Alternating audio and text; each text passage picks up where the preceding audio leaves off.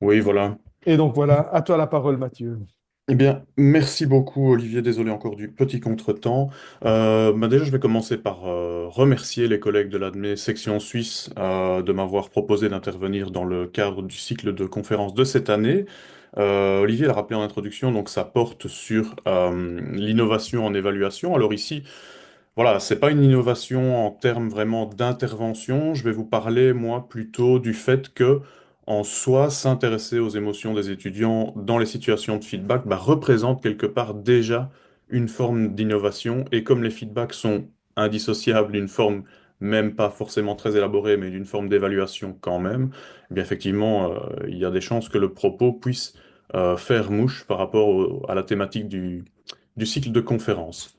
Alors, j'ai pris un titre que je vais directement que je vais directement commenter. Voilà, ça a été difficile à digérer. En quoi les émotions des étudiants participent-elles du traitement des feedbacks dans l'enseignement supérieur?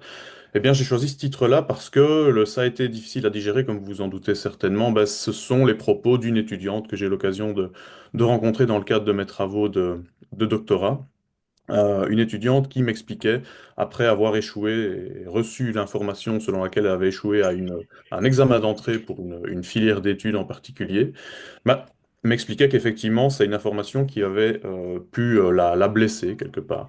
Et si on tente d'analyser brièvement ce titre, eh bien, ces quelques mots peuvent tout de suite trouver un petit sens si on procède à une rapide micro-analyse dans le cadre d'une analyse qualitative comme j'ai eu l'occasion de le faire, eh bien, ces trois petits mots difficiles à digérer, on peut déjà lui donner un certain sens en identifiant des notions, c'est pas les plus réjouissantes, mais de pénibilité, de douleur, hein, à travers le mot difficile.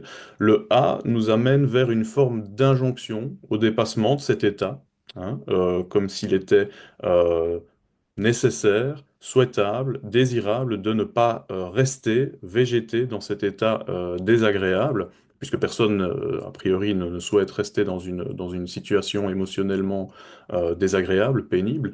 Et digérer renvoie quand même clairement à l'idée d'un processus. Un processus qui prend un petit peu de temps, qui est relativement lent, et donc qui ne se fait pas spécialement instantanément. Et je trouvais que par rapport au fait que les feedbacks puissent effectivement gérer des émotions dont la gestion, comme je l'ai indiqué en dessous, peut s'avérer problématique, c'était intéressant de baliser déjà, on va dire, le titre de la conférence. Alors je ne vais pas parler que d'éléments négatifs, mais vous allez quand même vous rendre compte que quand on parle d'émotions et de feedback, c'est souvent quand même pour souligner une série de problèmes.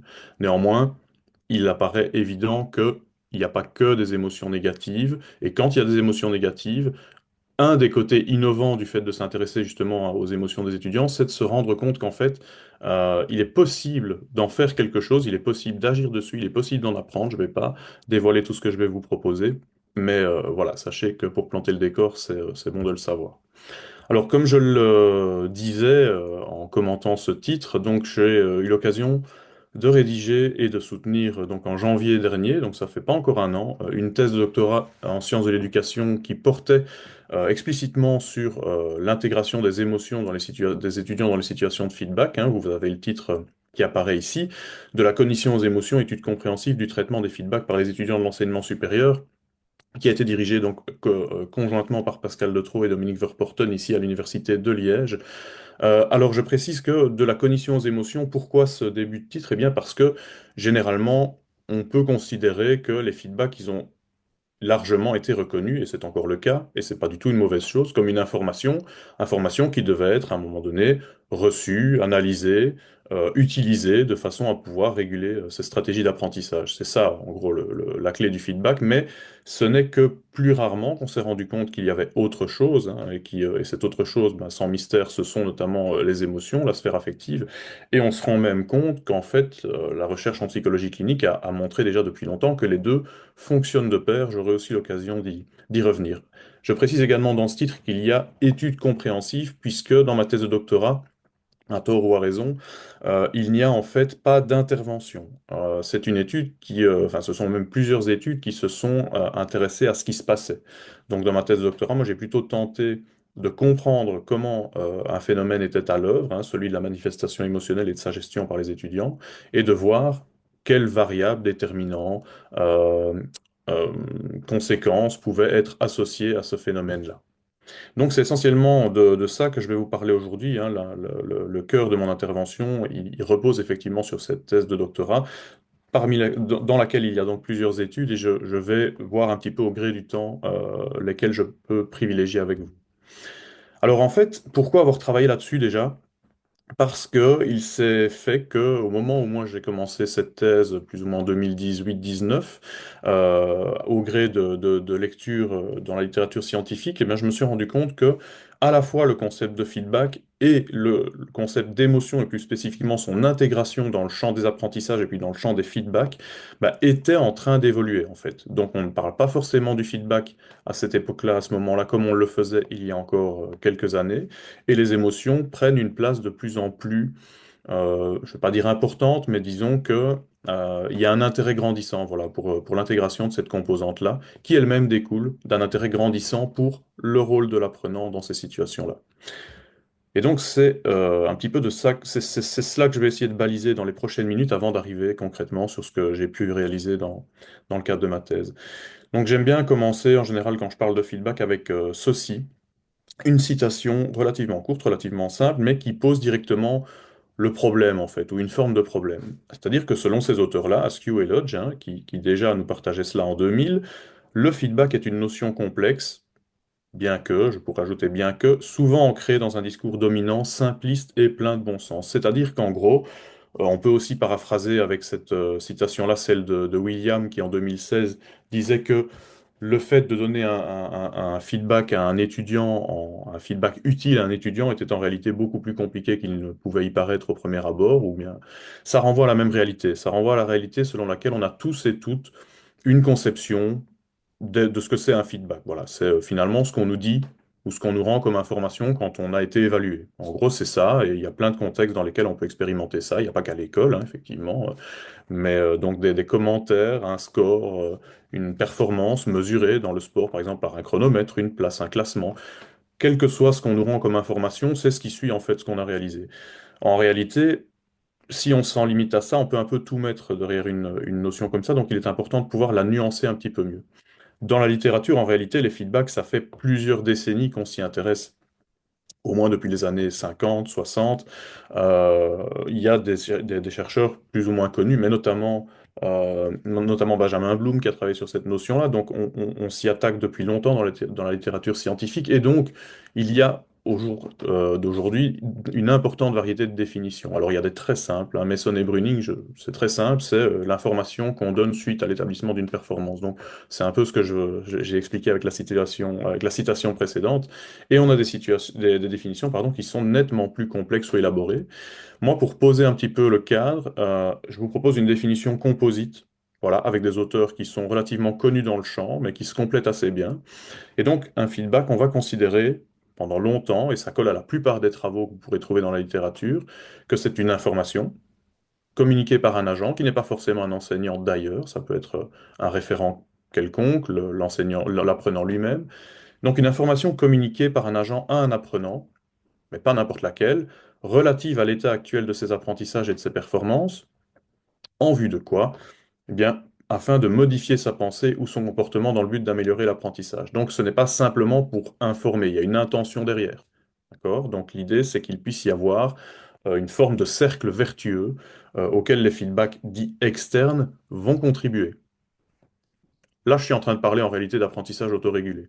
Donc en gros, encore une fois, un des auteurs bien connus sur la gauche de la dia, vous voyez apparaître donc le modèle de l'apprentissage autorégulé selon Butler et Winnie. Alors ça date de quelques années tout de même, hein. Il y a presque 30 ans que ce modèle a été publié. Et pourtant, il reste extrêmement pertinent quand on s'intéresse au feedback, puisqu'on voit quand même que le feedback qu'en tant qu'enseignant, formateur, on va pouvoir donner à un apprenant, bah, il contribue en fait à l'alimentation d'un système sans en être finalement le cœur, mais c'est une espèce de carburant, quelque part, qu'on va pouvoir fournir à un apprenant dans le but de faire tourner son système cognitif. Ce qu'on voit dans ce modèle-là, au niveau de l'apprentissage autorégulé, je ne vais pas le faire dans le détail parce que déjà il est très connu et puis c'est pas le cœur de mon propos, c'est que il y a d'abord, en fonction d'une série de variables, de déterminants, des moyens pour un apprenant de générer un feedback interne qui va lui permettre d'établir une performance qui, elle, va être mesurée, évaluée, faire l'objet d'une rétroaction dite externe, qui va elle-même pouvoir modifier la façon dont un apprenant approchera une tâche analogue ou la même tâche dans une nouvelle tentative. Et donc l'idée, c'est que effectivement le feedback externe, c'est un morceau de l'équation. Et donc quand on parle de feedback, il n'y a pas qu'un feedback en soi. C'est quand même important de le garder en tête parce que je vais y revenir plus tard quand on parlera du processus de traitement des feedbacks qui, lui, intègre plus clairement les émotions. Alors le but donc premier des feedbacks, c'est bien d'aider les apprenants à identifier un écart qui les sépare d'un certain niveau de compréhension ou de performance avec des objectifs, qu'ils soient personnels ou qu'ils soient assignés par un référent externe, notamment l'enseignant. Donc, identifier cet écart entre la performance réalisée et celle qui était attendue, mais ça doit aussi permettre donc de comprendre, et c'est là que parfois le bas blesse, comment combler cet écart. On fait quoi? Qu'est-ce que je peux faire en tant qu'apprenant pour combler cet écart-là? Qu'est-ce que je peux mettre en place de façon même réaliste par rapport à mes capacités, par rapport au niveau que j'ai atteint actuellement, vis-à-vis de la tâche qui m'est demandé d'accomplir? C'est supposé aussi, le feedback, soutenir la confiance en ses capacités pour un apprenant et sa motivation à apprendre. Ça veut dire qu'il y a une forme d'ajustement, justement, d'ajustement à trouver par rapport à, justement, quel est l'apprenant qu'on a en face de nous et qu'est-ce qu'on peut raisonnablement lui demander. La notion de raisonnable, elle est aussi importante aussi dans la façon dont les étudiants vont recevoir un feedback, dans la mesure où on connaît depuis longtemps des conseils, de bonnes pratiques qui évoquent l'importance de fournir des recommandations, mais parfois on oublie de dire que ces recommandations, elles doivent être réalistes, réalisables. En gros, ça doit être quand même assez adapté à la personne à laquelle on s'adresse. Ça paraît évident, mais ça l'est pas toujours. Et là, je parle d'expérience. Et donc, on a donc une fonction principalement de soutien à ce système cognitif, et on peut retenir de cette première petite partie que les feedbacks donc constituent des informations propres à la réalisation d'une tâche, qu'ils participent aussi à la construction de repères, puisque comme vous le voyez sur le modèle de gauche, des repères importants pour les étudiants voilà, qui construisent leur autonomie, qui plus est dans l'enseignement supérieur. Et donc les feedbacks externes portent sur des éléments qui vont idéalement petit à petit intégrer le système cognitif des apprenants de façon à ce qu'ils puissent eux-mêmes générer des feedbacks internes de plus en plus pertinents, efficaces, adaptés, etc. Et donc, il y a des gros enjeux, en fait, en termes d'apprentissage et d'autorégulation quand on parle de feedback. Est-ce que, pour autant, on peut considérer que tout roule? Bah, vous vous doutez bien que non. Je l'ai dit d'emblée, hein, il y a plein d'éléments problématiques, en fait, dès qu'on parle du feedback. Et on est dans un contexte, en fait, actuellement, d'évolution du concept de feedback qui intègre la composante émotionnelle suite à un certain nombre de difficultés. Alors, on a des recommandations pardon, dans la littérature, vous les connaissez peut-être traduites en français dans vos institutions, notamment parce que parfois il y a des guides comme ça de bonnes pratiques de feedback qui sont adaptés dans les institutions. Et en fait, souvent, ça émane de chercheurs comme Brookart, comme Etty et Timperley, comme Nicole et McFarlane, comme Valérie Schutt, comme Stobart. Donc, il y a vraiment de longue date une série de recommandations, celle de Timperley par exemple, Etty et Timperley par exemple, c'est les niveaux auxquels on s'adresse, plutôt la tâche, plutôt le processus, plutôt la régulation, en lieu et place des feedbacks qui portent sur la personne, ce genre de choses. Euh, on constate tout de même, malgré la durée de la disponibilité de ces recommandations, qu'on fait encore face à des limites assez récurrentes dans les pratiques de feedback, et notamment dans l'enseignement supérieur. Ici, je vous partage un petit florilège de titres d'articles qui illustrent assez bien ce constat, hein. On a donc des chercheurs ici qui nous expliquent, bah, merci, mais non merci en fait pour le feedback, problème d'utilité, problème de disponibilité, problème de considération pour les besoins spécifiques de la personne.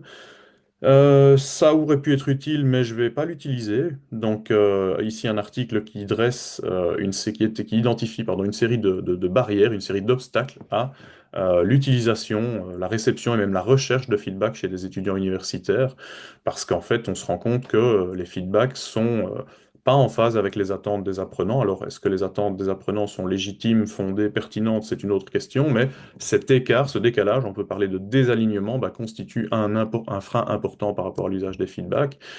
Mon travail saigne. Et donc ici, c'est un article qui explique qu'effectivement, les étudiants ont aussi tendance à recevoir des feedbacks d'une manière très personnelle en réalité, alors qu'un feedback, en général, devrait porter sur une production, sur une performance. Souvent, il y a quand même une notion identitaire qui est impliquée, qui plus est dans des situations très engageantes, comme à l'occasion de stages, par exemple. Et donc, il y a des émotions hautement négatives, enfin négatives avec une grande intensité qui peuvent être vécues dans ces cas-là. Je pourrais très bien abandonner donc des problèmes de self-esteem, effectivement, qui peut se trouver heurté par des feedbacks, des commentaires sur des performances, des évaluations, des comportements limités. Je me connecte, je vérifie ma note et je me déconnecte. Donc, toute une écologie de feedback qu'on peut développer en tenant compte de plein de conseils, de recommandations, mais qui finalement n'est pas porteuse parce qu'il n'y a pas un intérêt pertinent, suffisamment important. L'énigme de la sous-performance et des feedbacks formatifs, c'est-à-dire des feedbacks pour apprendre.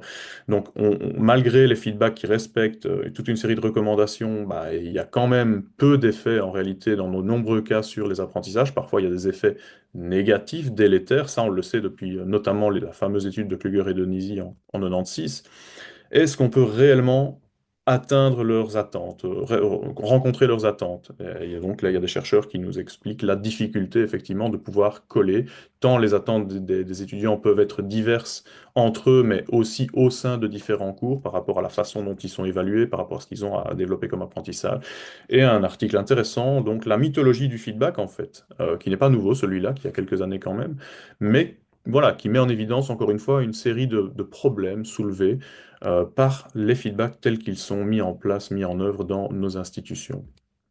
Et donc, le problème, la conséquence principale, c'est celle du désengagement en fait, des étudiants vis-à-vis des situations de feedback. Il y a moins ou pas de recherche, moins d'efforts d'interprétation, moins une lecture plus en surface de l'information, pas spécialement de réflexion abordée derrière, pas spécialement donc de transformation au sens de l'apprentissage autorégulé, et donc pas suffisamment non plus d'utilisation, et donc potentiellement on peut considérer que beaucoup de feedback qui pourtant demandent des efforts de la part des formateurs constituent malheureusement parfois une perte de temps quand même. Et donc, l'idée, c'est peut-être porter son regard sur autre chose que cette information, cette fameuse information qui est au cœur du feedback, mais de s'intéresser davantage à ce qui se passe chez l'apprenant. Quel est son rôle? Comment est-ce qu'il se comporte? Quelles sont ses attentes? Comment finalement s'y prend-il pour recevoir, interpréter, utiliser un feedback? Et donc l'étudiant, en fait, progressivement dans la recherche en sciences de l'éducation, devient la variable qu'on va observer prioritairement. Et donc, en termes de recherche, il y a une évolution qu'on peut noter dans les années 2010, notamment, qui est davantage orientée vers le rôle de l'apprenant, avec une série d'auteurs ici que je vous partage.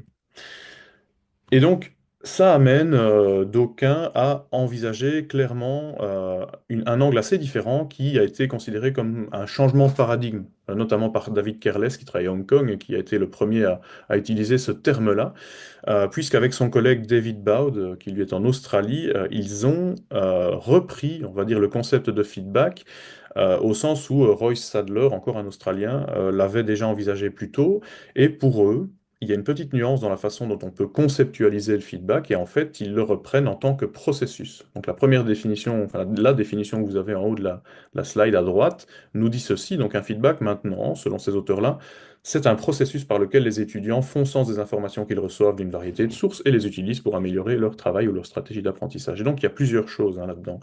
Il y a le fait que ça ne se fait pas tout seul, c'est un processus, donc ça peut être engageant pour les étudiants, ce n'est pas forcément simple. Et donc, il y a l'idée d'une appropriation, avec l'idée de se faire sens des informations qu'on reçoit, de différentes sources, une forme de synthèse, une forme d'analyse et une nécessaire utilisation puisque, selon ces auteurs, un feedback qui n'est pas utilisé est un feedback qui ne sert à rien, en fait. Alors, ils ont proposé un modèle qui est à gauche, c'est le modèle de la Student Feedback Literacy, qui date de quelques années seulement, 2018, c'est pas si loin. C'est un modèle tout simple, conceptuel, qui propose en fait une série de connaissances et d'aptitudes qui vont soutenir, on va dire, ce processus qui constitue donc le feedback selon ces auteurs-là. Et donc, ce sont des aptitudes qui se répondent les unes aux autres. On a notamment la compréhension du feedback en haut à gauche. Comprendre le feedback, c'est savoir ce que c'est, comment ça se présente, ce qu'on y trouve comme information, qui est susceptible d'en donner, où est-ce qu'on peut en trouver, sur quoi ça porte, etc.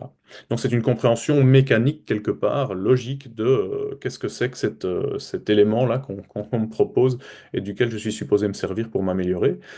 Eh bien, comprendre un feedback, quelque part, ça s'est associé à l'établissement de jugements et même de jugements évaluatifs sur ses propres productions, celles de ses pairs, pouvoir quelque part apprécier la qualité de différents travaux. Et cette deuxième aptitude est elle-même en phase avec la gestion des affects. Et donc, en fait, on va plutôt parler de gestion des émotions, hein. Affect, c'est vraiment le terme qui est beaucoup utilisé dans la littérature anglophone, mais ce sera plus clair pour nous, la gestion des émotions. Et selon ces auteurs-là, en fait, la gestion des émotions, elle est importante, mais parce qu'ils en ont une vision assez négative, ou en fait, mus par un pan de la littérature qui n'est pas nouveau sur les émotions dans les apprentissages, et notamment les émotions liées au test, à l'évaluation, qui mettent fort en avant l'anxiété, notamment le stress. Eh bien, on considère que il y a une forme de vigilance à déployer chez les étudiants par rapport à l'émergence, la manifestation d'émotions négatives qui sont reconnues comme des freins au traitement constructif des feedbacks. Donc, typiquement, on considère dans la recherche sur les émotions et l'apprentissage que les émotions négatives ont un effet délétère sur les apprentissages et les émotions positives, au contraire, vont soutenir la confiance en soi, le sentiment de compétence, la motivation et donc l'engagement des étudiants dans les activités. C'est plus compliqué que ça, j'y reviendrai tout à l'heure. Et donc, ces trois premières aptitudes concourent en fait à l'engagement d'action propre à utiliser le feedback pour s'améliorer. Dès lors, je vous ai donné des définitions de feedback. Je vais quand même aussi vous en proposer une des émotions. Donc c'est important parce que dans une des études que j'ai pu mener, on se rend compte que ben, dans plus de trois quarts des études, les émotions que j'ai pu recenser sont pas définies en fait dans les articles scientifiques. Or, c'est parfois un concept qui peut être utilisé de manière interchangeable avec les affects, l'humeur, les sentiments. C'est pas exactement la même chose. Et donc les émotions, qu'est-ce que c'est? Ben, je vous propose la définition moi d'Olivier Luminet, qui travaille ici à Louvain-la-Neuve en Belgique, et qui nous dit que les émotions sont donc des états relativement brefs provoqués par un stimulus ou par une situation spécifique, par exemple la réception d'un feedback, et s'expriment tant au niveau physiologique que comportemental et subjectif. C'est-à-dire qu'en fait, là-dedans, il y a deux grandes phases, une phase de déclenchement et une phase de réponse. D'accord. La phase de déclenchement, c'est quand on est attentif à un élément qui se produit dans une situation dans laquelle on se trouve. Et pourquoi cette situation devient émotionnelle? Bah parce que on évalue cette situation comme favorable ou défavorable à l'atteinte de nos buts, à la satisfaction de nos besoins ou au respect de nos valeurs, etc. Et ça déclenche une série de réponses qui sont physiologiques, psychologiques, cognitives et comportementales, et qui aboutissent à une forme de prise de conscience qui, elle, correspond au sentiment. Alors, c'est assez mécanique, mais les principaux éléments viennent de théories qu'on appelle des théories multicomponentielles des émotions, et notamment qui mettent en évidence cette fameuse évaluation, donc l'appraisal en anglais, d'événements auxquels on donne du sens et qui peuvent déclencher ce qu'on appelle ici en dessous, donc des épisodes émotionnels qui vont durer quelques minutes à peine en termes de manifestation. Maintenant, c'est pas pour ça qu'une émotion peut pas durer un petit moment, en tout cas on va dire sa présence, on va dire peut durer un moment, mais l'intensité qui va faire qu'on va s'en rendre compte, elle va être limitée dans le temps. À quoi ça sert en fait d'avoir des émotions?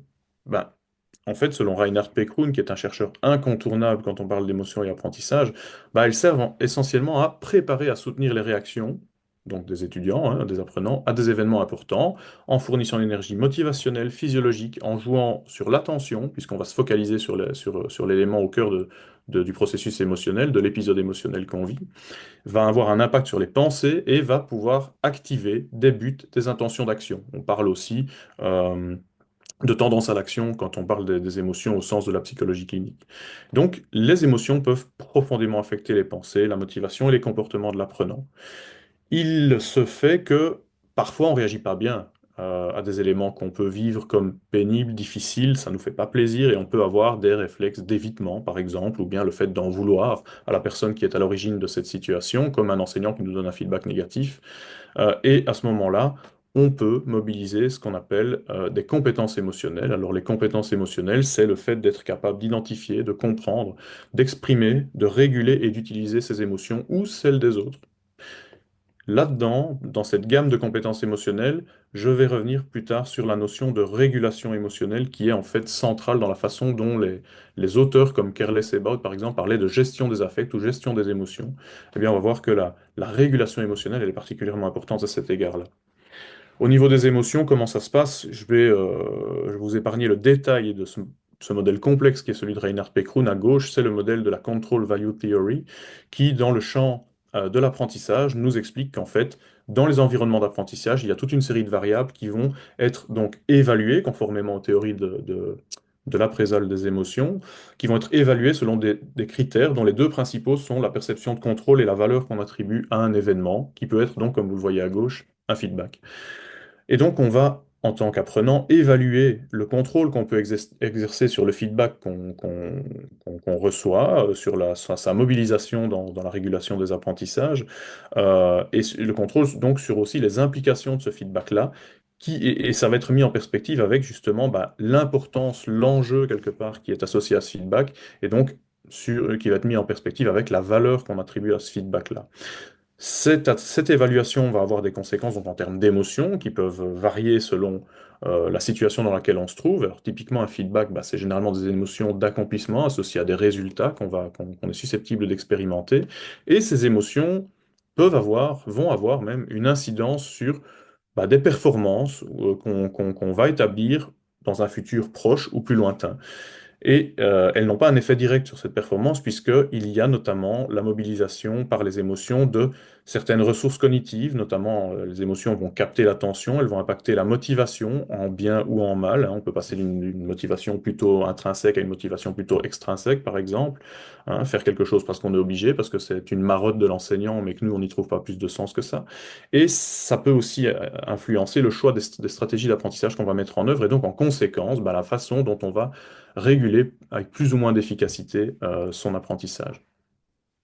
Alors à droite, vous avez un tableau qui vous explique enfin qui vous présente en fait les fameuses émotions d'accomplissement qui sont liées de façon intime à ce modèle-là, où on constate quelque chose d'intéressant qui est bon à retenir quand on s'intéresse aux émotions en situation d'apprentissage, c'est que il n'y a pas que la valence en fait qui détermine qui permet de catégoriser, de caractériser les émotions. Vous avez ici l'objet sur lequel elles portent, mais vous avez alors surtout en complément de la valence le caractère activable ou activant ou désactivant des émotions. Vous avez notamment des émotions positives activantes, positives désactivantes, négatives activantes, négatives désactivantes. Et en général, il est vrai qu'on constate dans la littérature et dans les recherches scientifiques que les émotions positives activantes, effectivement, sont généralement porteuses pour les apprentissages, et les émotions positives désactivantes, ainsi que les émotions négatives activantes, ben, amènent des constats plus nuancés. C'est pas forcément une mauvaise chose, en fait, de ressentir de la colère, par exemple, si cette colère, elle est dirigée vers soi-même parce qu'on sait qu'on aurait pu travailler plus, travailler mieux, et qu'on en tient compte pour progresser la fois suivante, par exemple. De même que certains étudiants nous expliquent qu'ils ont besoin d'une certaine dose d'anxiété pour arriver à se mettre au travail. Ça fait aussi partie des stratégies de régulation motivationnelle, par exemple, hein, si on s'intéresse à un champ connexe. Et enfin, on sait aussi que les émotions négatives, désactivantes, elles sont bah, souvent effectivement peu porteuses dans les contextes d'apprentissage. Bref, tout ça pour vous dire que les émotions constituent effectivement une partie de la réponse des étudiants au feedback. Un dernier modèle avant de passer à mes propres propositions, c'est celui de Anastasia Lipnevich de New York et ses collègues qui ont proposé un modèle de réponse aux étudiants, donc Feedback Student Interaction, où vous avez différents éléments qui constituent ce petit modèle. Vous avez notamment un élément de contexte qui est toujours super important, qui est prépondérant. Recevoir un feedback dans un contexte A ou un contexte B, donc qui inclut un environnement d'apprentissage particulier, qui inclut une tâche particulière par rapport à laquelle on va se situer plus ou moins bien, par rapport à laquelle on va s'estimer plus ou moins prêt, plus ou moins compétent, par laquelle on va finalement estimer qu'on a plus ou moins de chances d'y performer, eh bien, ça change tout. Donc, le contexte, il est extrêmement important. Pareil pour la source, quelque part, des feedbacks. Est-ce qu'on est face à un enseignant dans ce contexte-là qui a plutôt l'habitude d'avoir des feedbacks qui vont être difficiles à encaisser, qui vont être euh, proposés dans des modalités assez inconfortables, que sais-je, ou au contraire, qui est extrêmement soutenant, qui est bienveillant, etc. Donc, voilà, le contexte est extrêmement important dans ce processus-là. Le feedback qui arrive, effectivement, il a une série de caractéristiques, hein, je ne me suis pas arrêté là-dessus, mais on a effectivement, si on prend des dimensions comme celle de Suzanne Brookhart, une série de constituants des feedbacks, d'ingrédients, si vous voulez, qui peuvent permettre de le paramétrer. Donc, c'est les paramètres de l'information qu'on donne. J'y reviendrai dans une étude que je vais vous proposer. Et donc, ces caractéristiques du feedback en contexte se confrontent finalement à des caractéristiques propres à l'apprenant. Ses habilités, ses capacités réelles ou suggérées par son sentiment de compétence, ses réussites antérieures ou échecs antérieurs d'ailleurs, hein, sa réceptivité au feedback, le fait qu'il soit globalement attentif, qu'il soit disposé quelque part à en prendre connaissance, et ses attentes par rapport à qu'est-ce qu'il attend comme information pour progresser, eh bien, vont générer quelque part une réponse que les auteurs distinguent en termes d'affect, encore une fois, avec des émotions, notamment des émotions d'accomplissement comme celles que je viens d'aborder, et une réponse plutôt cognitive qui va, elle, s'incarner dans la façon dont on va analyser l'information. Ça peut, c'est pour ça que le dernier rencard le dernier rencard ici est en pointillé, ça peut déboucher sur des actions de modification de son travail ou des actions de modification de ses conceptions, de ses connaissances liées à la réalisation d'un travail, à l'accomplissement d'une tâche, ou à des stratégies de coping, en fait. Donc les stratégies de coping, ce sont comme les stratégies de régulation émotionnelle, mais qui vont prioriser les émotions négatives. Et donc l'idée ici, c'est d'aller un peu plus loin sur les déterminants de cette réponse cognitivo-affective. Et c'est de ça que je vais un petit peu vous parler à travers les différents travaux que j'ai pu réaliser dans le cadre de ma thèse de doctorat. Alors, évidemment, il y avait des questions de recherche, des sous-questions de recherche. Ici, ce que je vous propose de retenir, c'est que cette thèse portait généralement sur le rôle des émotions des étudiants dans le traitement des feedbacks dans le contexte de l'enseignement supérieur. Alors, il y a 4 études qui ont participé à cette thèse de doctorat. Une première, plutôt qualitative, sur l'influence des feedbacks sur l'estime de soi des étudiants et leurs compétences cliniques dans le contexte des stages en soins infirmiers. Et c'est une étude, en fait, qui était la première que j'ai pu réaliser et qui a découlé sur la définition totale ou partielle d'autres études. L'étude 2, notamment, c'est une étude aussi qualitative, mais elle qui portait sur directement non pas l'estime de soi ou la compétence des étudiants, mais sur les émotions des étudiants dans les situations de feedback à l'université. Donc, ce qui s'est passé, c'est que l'étude 1 était une étude que j'ai réalisée en collaboration avec Jacinthe Danco, une doctorante à l'époque en santé publique, qui travaillait sur ce sujet-là. Et dans le cadre de ces travaux, l'importance des feedbacks et le rôle des émotions des étudiants dans le processus de traitement des feedbacks est arrivé comme un résultat. Résultat qui est devenu le point de départ de l'étude 2, pour mieux comprendre notamment des antécédents et ce genre de choses. On a ensuite cherché aussi à mesurer l'éventuelle influence des compétences émotionnelles des étudiants sur la façon dont ils perçoivent l'utilité d'un feedback, dont ils y réagissent. Et on a aussi voulu savoir finalement comment avaient été menées les études, comment étaient menées, réalisées les études qui portaient sur ce même sujet dans la littérature scientifique à l'aide d'une scoping review. Alors l'étude 1, ce que je vais faire, c'est que je vais balayer ces différentes études pour vous proposer une série de résultats peut-être plus marqués avant d'arriver à certains éléments de synthèse. L'étude 1, en réalité, ce que je peux vous proposer parmi les résultats obtenus, c'est un petit peu en vrac, hein. Ça, je vais vous l'épargner parce que je vous l'ai déjà expliqué. C'est que juste vous dire que les stages constituent donc des moments d'estime de soi parce qu'ils associent des interactions avec des professionnels et ils associent aussi des temps d'évaluation. Donc les feedbacks sont vraiment pile dans l'intersection entre ces deux composantes-là. Et il y a donc une forte composante identitaire, des enjeux importants par rapport à un futur professionnel qu'on cherche à devenir. Donc c'est une étude qu'on a menée avec Jacinthe Danco de façon, c'était la partie qualitative en utilisant la méthodologie de phénoménologie existentielle. Donc on s'est intéressé au vécu des étudiants.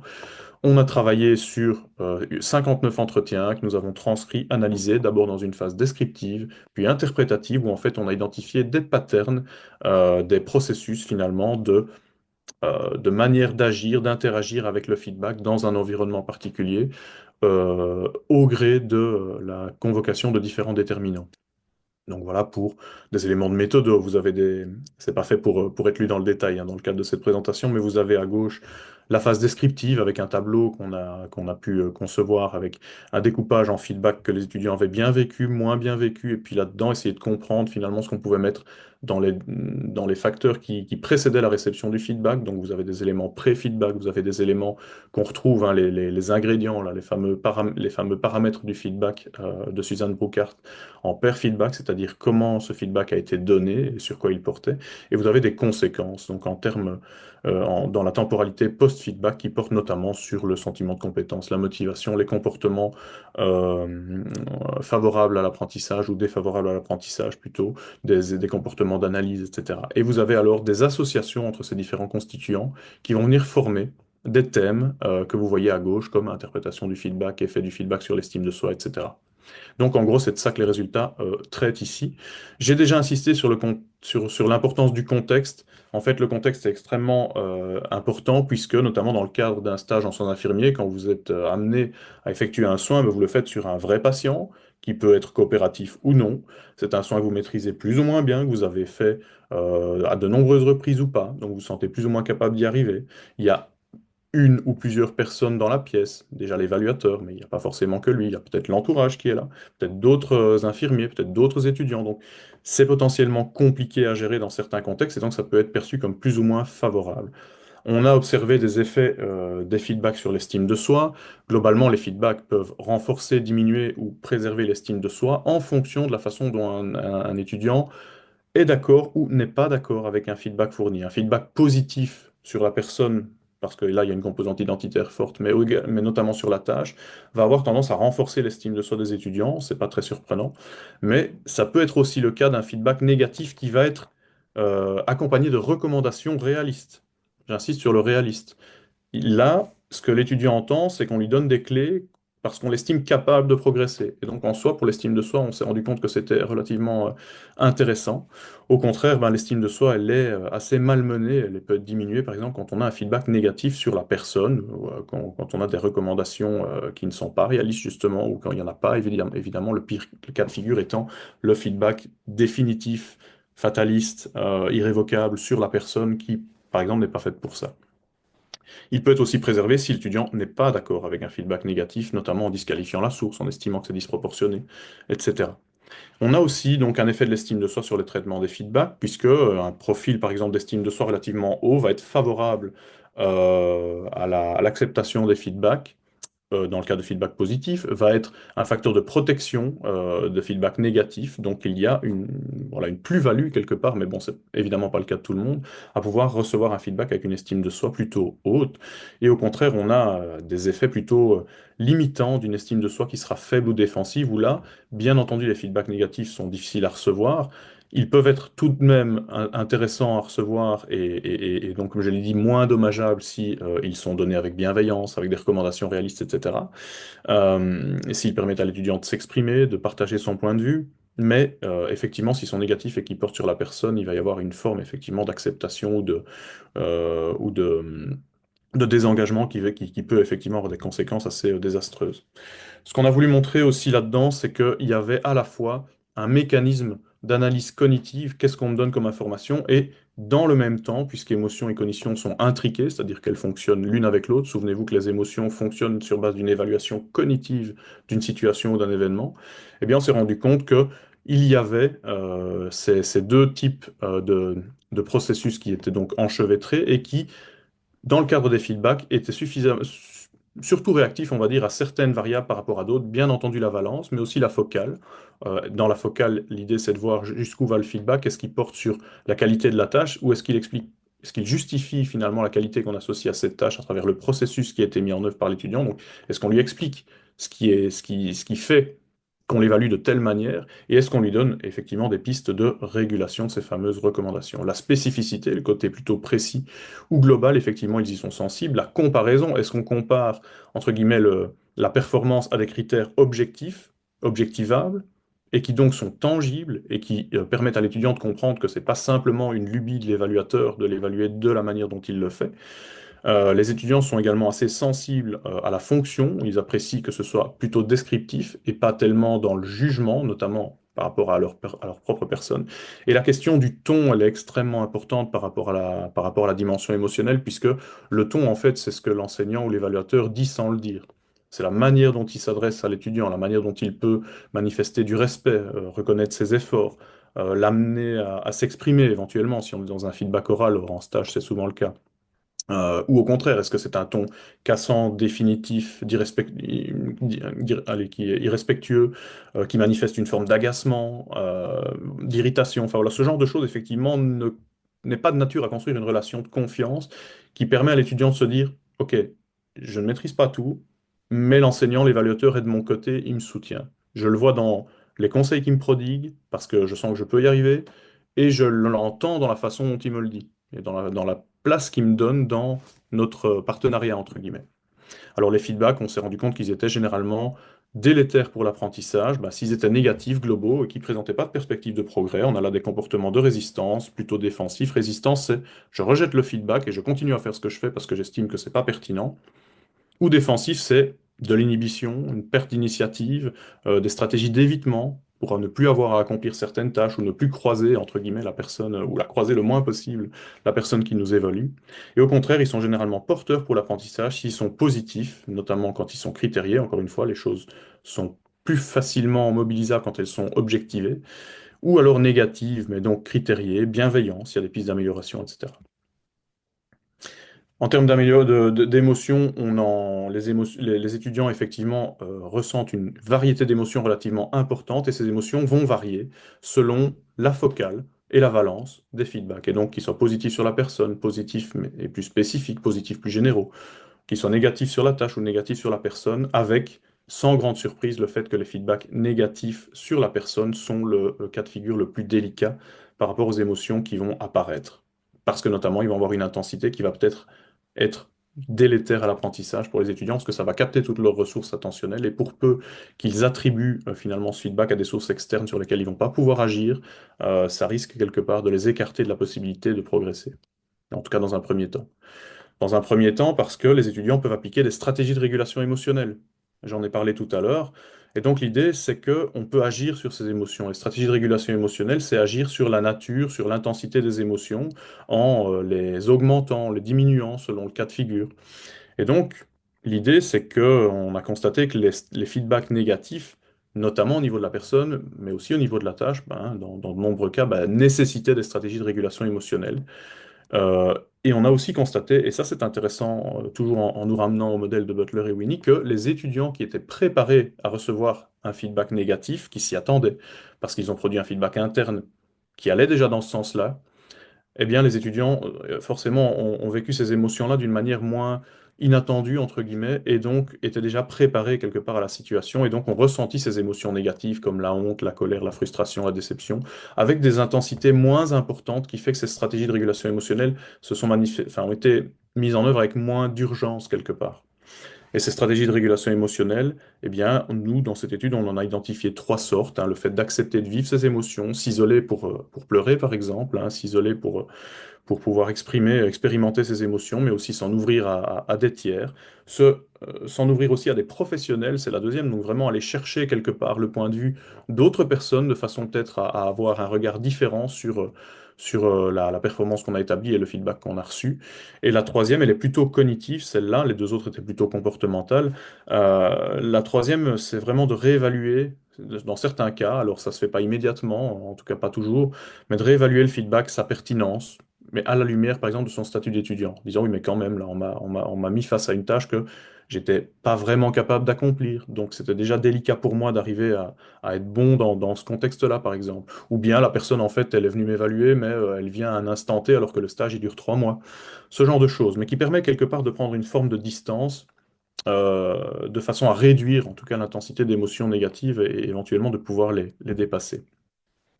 Alors, il y a une deuxième étude sur laquelle je vais aller un peu plus vite parce que, encore une fois, le temps file et je ne voudrais pas vous garder trop longtemps. Mais donc, l'idée, comme je l'ai rapidement dit tout à l'heure, c'est que cette étude, elle découle de la première. Dans ce sens que les émotions, la façon dont elles se manifestent dans le traitement des feedbacks, c'était plus un élément de résultat dans l'étude 1 et dans l'étude 2, on est parti de là.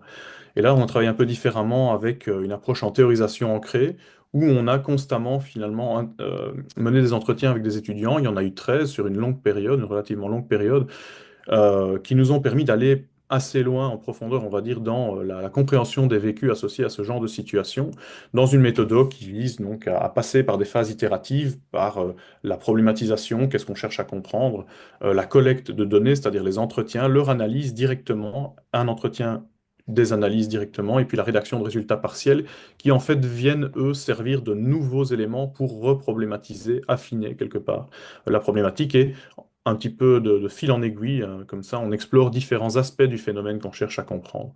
Et donc le tout s'est documenté dans un journal de bord. Et ici, en fait, ce que je retrouve des résultats qui vont permettre d'aller un peu plus vite, c'est que le contexte, encore une fois, est particulièrement important dans la façon dont les étudiants vont appréhender le feedback qu'ils vont recevoir. Et ce contexte va être confronté, c'était déjà le cas chez Lipnevich, mais on a identifié un petit peu plus d'éléments, des dispositions personnelles au niveau des étudiants, ce qu'elle appelait donc les caractéristiques dans son modèle.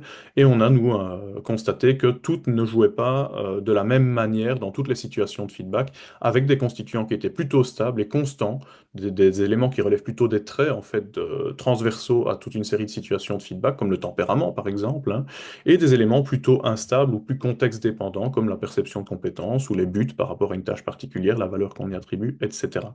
On s'est aussi surtout rendu compte que il y avait des étapes. Alors, j'ai parlé tout à l'heure d'évaluation cognitive et de réponse émotionnelle et de régulation émotionnelle dans l'étude 1. Et là, vraiment, sur un plan cognitif, on s'est rendu compte que les étudiants, en fait, donc ça rejoint hein, ce que Butler et Winnie ont déjà proposé il y a des années, mais il y a une première étape d'anticipation qui est vraiment la production d'un feedback interne. En fait, systématiquement, chez les étudiants qu'on a rencontrés, avec évidemment des degrés de fiabilité différents, il y a toujours une attente de résultats qui peut être plus ou moins précise, mais qui, voilà, peut avoir plusieurs tendances, hein, plutôt favorables, plutôt défavorables ou plutôt incertains. Dans ce cas-là, il y a une forme déjà à ce stade-là d'anxiété qui peut être liée à cette incertitude, et donc il y a déjà de l'émotion quelque part qui se manifeste avant même que le feedback soit donné. Donc ça, par exemple, c'est pas quelque chose qui apparaît à l'époque dans le modèle de Butler et Winnie, mais donc avant même un feedback externe, il y a une attente, il y a un terrain quelque part émotionnel qui est déjà activé. Il y a également deux éléments d'évaluation du feedback externe cette fois-ci, vraiment le fond. Qu'est-ce qu'on me dit? Qu'est-ce que j'ai comme information? L'idée, c'est que ça va favoriser ou pas la prise de responsabilité par rapport à ce feedback. Ok, je le prends pour moi, effectivement, ça correspond à ce que je peux faire, à ce que je peux changer. J'ai les moyens, quelque part, d'agir sur base du feedback qu'on me donne. Euh, et si c'est pas le cas, si cette responsabilité n'est pas assumée, ben alors on s'expose à une perte d'agentivité et au déploiement de stratégies de régulation émotionnelle dysfonctionnelles comme des stratégies d'évitement ou de rejet, quelque part de l'information qu'on nous a donnée. Et plus grave, entre guillemets, dans cette boucle, ce processus cyclique qui correspond déjà aussi au modèle de Butler et Winnie, eh bien, la manière dont on va pouvoir percevoir et développer des croyances, des représentations par rapport au feedback vont devenir limitantes à ce moment-là. C'est-à-dire qu'on va considérer progressivement que le feedback ou le feedback donné par telle personne ne sert à rien. Et au pire, c'est une épreuve assez difficile à passer dont on se passerait bien. Il y a également dans cette évaluation l'évaluation secondaire qui porte, elle, plutôt sur la forme, sur un volet plutôt symbolique. Et donc l'idée ici, c'est plutôt de se rendre compte que, un petit peu comme on l'avait déjà souligné précédemment, mais la façon dont on va présenter les choses, la place qu'on va donner à l'apprenant, le fait qu'on l'invite à s'exprimer, le fait qu'on cible ses feedbacks de façon à lui proposer des éléments réalistes et le fait de manifester notamment des émotions positives, du soutien à l'égard de l'étudiant, dire par exemple à un étudiant qu'on reconnaît l'effort qu'il a fourni, voire qu'on est fier de ce qu'il a réalisé, ça peut tout à fait changer la donne par rapport à ce que, encore une fois, l'étudiant entendra par rapport à l'image qu'il se fait de lui en tant qu'apprenant et par rapport à ses capacités. Enfin, la dernière étape, c'est vraiment l'élaboration de ce que j'ai appelé ici un feedback intégré, c'est-à-dire déjà une forme de synthèse des différents feedbacks reçus, donc le feedback interne, le feedback externe, donc vraiment une forme de synthèse dans une démarche d'appropriation, c'est-à-dire qu'on redonne du sens, l'étudiant se repositionne par rapport aux tâches qu'il aura à accomplir par la suite. Donc c'est pas simplement une modification du feedback interne au sens où certains auteurs peuvent l'entendre. Ici, j'ai voulu vraiment montrer que ce feedback, c'est un sens nouveau quelque part qui lui est attribué par les étudiants. Alors, je vais malheureusement devoir aller un petit peu plus vite parce que, encore une fois, le temps file. C'est ici la troisième étude, je voulais expliquer brièvement dans la description, c'était une étude qui visait à comprendre les compétences émotionnelles, le niveau de développement des compétences émotionnelles. Il y a a priori un résultat qui est vraiment important que je voudrais vous proposer, c'est celui-ci. J'ai insisté sur l'importance de la régulation émotionnelle. Alors on l'a mesuré sur un échantillon relativement restreint, malheureusement, dû à voilà, une participation qui n'était pas à hauteur de nos espérances. Euh, mais on constate que parmi les 10 compétences émotionnelles que les étudiants et tout un chacun en réalité sont susceptibles de mobiliser, la régulation de ses propres émotions est celle qui est la moins développée, celle qui est la moins maîtrisée quelque part.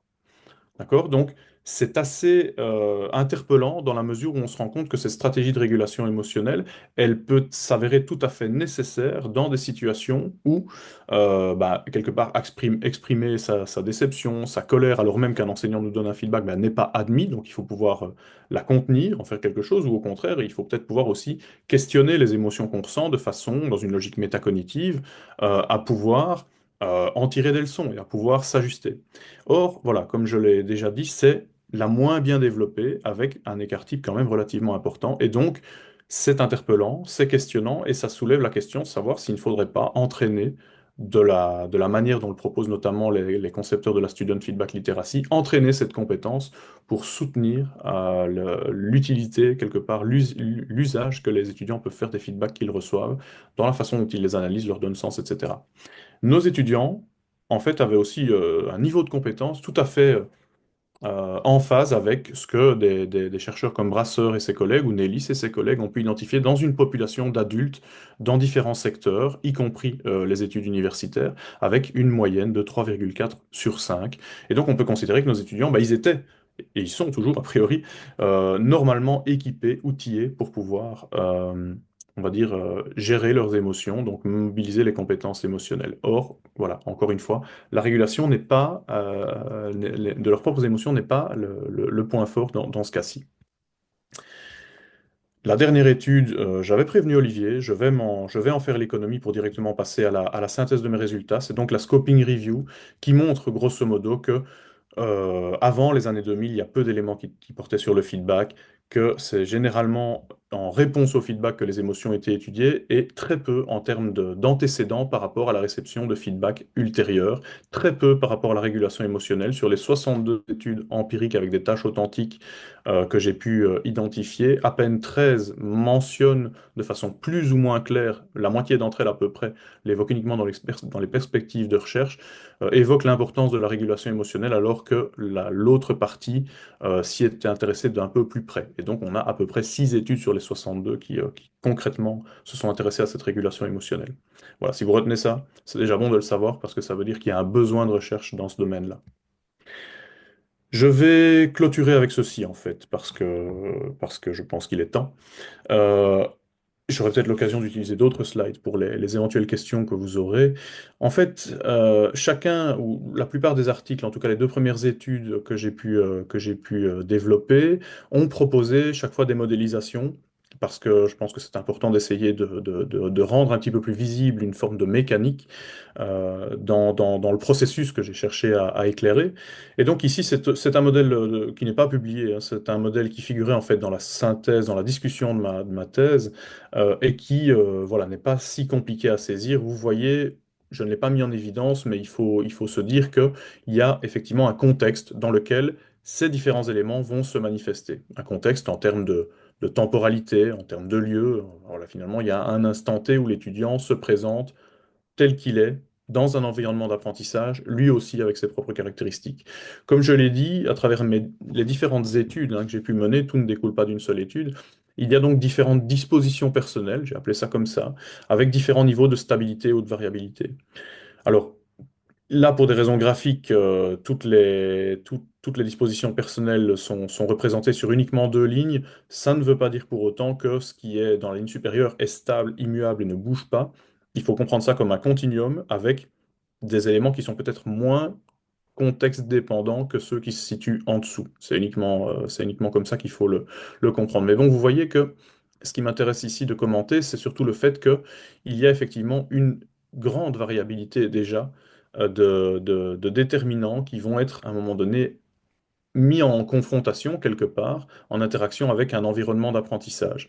Environnement d'apprentissage dans lequel l'étudiant a réalisé une tâche, mais dans lequel on retrouve aussi différents protagonistes, hein. Quand je dis protagonistes, c'est au sens large, hein. Je ne parle pas que d'êtres humains, mais on a notamment donc des enseignants avec lesquels les étudiants ont une relation plus ou moins proxime en fonction du niveau d'études duquel on parle, hein. Évidemment moins au début de parcours, mais peut-être plus en fin de parcours quand on est proche du diplôme où on connaît un petit peu mieux ses enseignants, on a l'occasion d'échanger avec, de faire d'autres tâches, comme des travaux individuels par exemple. Les pairs, les contenus, les modalités d'apprentissage qui sont propres aussi à cet environnement, et plus largement alors le curriculum, le programme de formation et la culture institutionnelle dans laquelle ces éléments s'insèrent. Et donc on a effectivement une tâche dans laquelle on établit, par rapport à laquelle on établit une performance. Et c'est là qu'intervient en fait pas uniquement les éléments cognitifs, mais donc le traitement cognitivo-émotionnel, multiphase des feedbacks. En gros, vous avez trois étapes que j'ai pu ramener à trois au lieu de quatre dans l'étude 2. Donc vous avez la production d'un feedback interne qui commence par une comparaison entre la façon dont l'étudiant perçoit sa performance ou les déterminants de sa performance et les référents qu'il trouve dans cet environnement d'apprentissage, et notamment des critères d'évaluation qu'on a pu lui communiquer, des exemples de tâches qu'on a pu lui montrer, ou des contre-exemples d'ailleurs, mais donc ou bien ce que ses pairs font dans certaines situations, mais il y a alors à ce moment-là, par un mécanisme de comparaison, la production d'un feedback interne qui comporte une certaine orientation, je l'ai dit, plutôt favorable, défavorable en termes de performance, ou positif, négatif, ou plutôt de l'incertitude. Et il peut déjà là y avoir, j'ai donné l'exemple de l'incertitude tout à l'heure, de la manifestation d'épisodes émotionnels à travers l'évaluation cognitive primaire ou secondaire, bah, dans ce cas-ci, interne, feedback interne et donc notamment l'évaluation primaire. Donc potentiellement réponse émotionnelle et tout aussi potentiellement régulation émotionnelle qui peut notamment consister à réévaluer justement le feedback interne en se disant par exemple, bah, non, en fait, c'est pas si fiable la façon dont je réfléchis ou bien j'ai oublié de prendre ça en compte, etc. Bref, il y a plusieurs mécanismes qui peuvent servir à cette régulation émotionnelle-là. Toujours est-il que ce feedback interne génère donc enfin, des attentes par rapport à ce qui va être donné ensuite en termes de feedback externe qui lui-même fera l'objet à nouveau d'un processus de comparaison entre ce feedback interne, ce à quoi on s'attendait, ce qu'on avait anticipé, et ce qu'on nous dit. Double évaluation, primaire, secondaire, réponse émotionnelle, très probablement, notamment si le feedback est négatif, malheureusement, mais pas que, heureusement, et très probablement aussi régulation émotionnelle avec, on l'espère, des stratégies de régulation fonctionnelles adaptatives pour l'apprentissage, qui vont être finalement la réévaluation de la pertinence, de l'intérêt de ce qu'on nous dit, même si ça ne nous fait pas toujours plaisir. L'idée ensuite, c'est que la troisième étape, c'est cette synthèse entre ces deux types de feedback. Je prends ce qu'il y a à apprendre, je retiens que moi j'avais déjà compris ceci, j'avais déjà vu cela, j'avais déjà intégré quelque part cette information-là. Elle se voit confirmée ou au contraire infirmée par ce que je dis, parce qu'on me dit, invalidée. Et donc l'idée, c'est que ce travail d'analyse auquel on donne un sens propre, personnel, fait partie d'une dernière démarche d'appropriation qui aboutit donc à ce feedback intégré.